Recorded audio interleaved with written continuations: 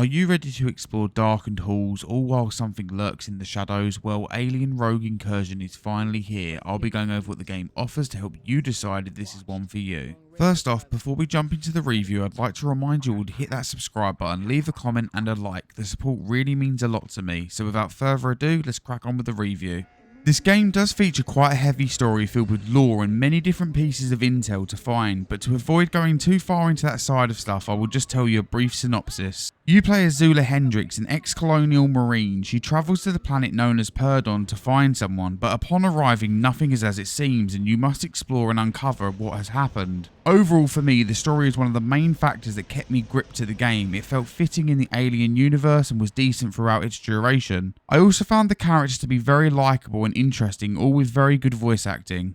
As for the gameplay, this is survival action horror, but it leans more towards the action side than survival. The survival elements are mainly for managing your resources. The game will have you exploring the base on Purdon and uncovering various routes, all of which are filled with aliens for you to shoot. Sadly, the gameplay doesn't really change from this, and at times it felt a bit like a wave shooter. All that being said, the weapons were fun to use. Even though I would have preferred some more variety, they all felt useful. The game also features some light puzzles in the form of electric breakout boxes in which you have to rewire. They never felt difficult and take a few seconds, but they were definitely appreciated as they broke me away from the constant action. Most of the game will have you running back and forth retrieving things, again all while taking out aliens. Now for the graphics and performance of the game. The graphics are fine, but this is mainly because it's really dark. Going up to certain surfaces and objects will reveal it's not so polished, but due to the game being dark, you're likely to miss a lot of this. Everything that is meant to be seen and inspected looks fairly decent. All that being said though, I do feel like the graphics could be a bit better. I'm happy to say the alien design and overall AI wasn't too bad and felt above average. They still did some stupid things that made them easy to dispatch, but the way they manoeuvred was pretty cool to see.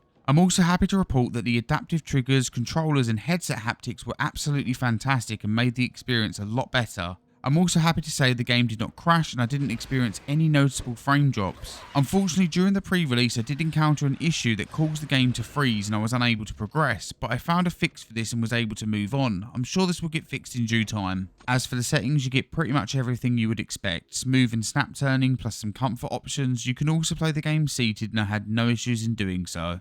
Now for what I didn't like. The saying goes, in space no one can hear you scream. Well, that would be the case if the game was scary or built any suspense for you to get scared. Now sure, there are some moments that may inspire fear, but not that many. There were times I just wanted the aliens to stop spawning to allow me to take in the environment and get a little bit unsettled, but this never happened and I think it was one of the game's major drawbacks. Among this, I had some minor jank such as my gun getting caught in objects as well as my hands. This was never a major issue unless an alien was trying to attack me. Now for one of my biggest issues, by the time I got 75% through the game I just wanted it to end, but sadly it dragged and became a retrieval game which really ruined a lot of what I was enjoying. Fortunately for any trophy hunters out there, this game does have a platinum.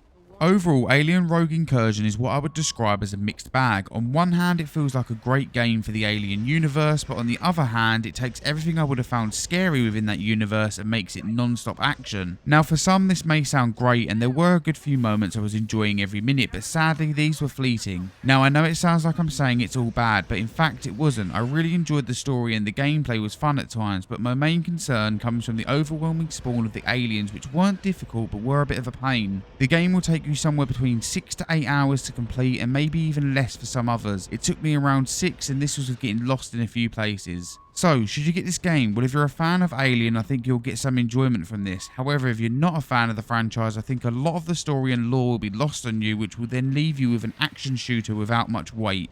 This concludes my review for Alien Rogue Incursion. If you've enjoyed this video, then make sure to stick around. I cover PSVR 2, Quest and PC VR, so I'm sure you'll find something that interests you. Thanks for watching and have a great day.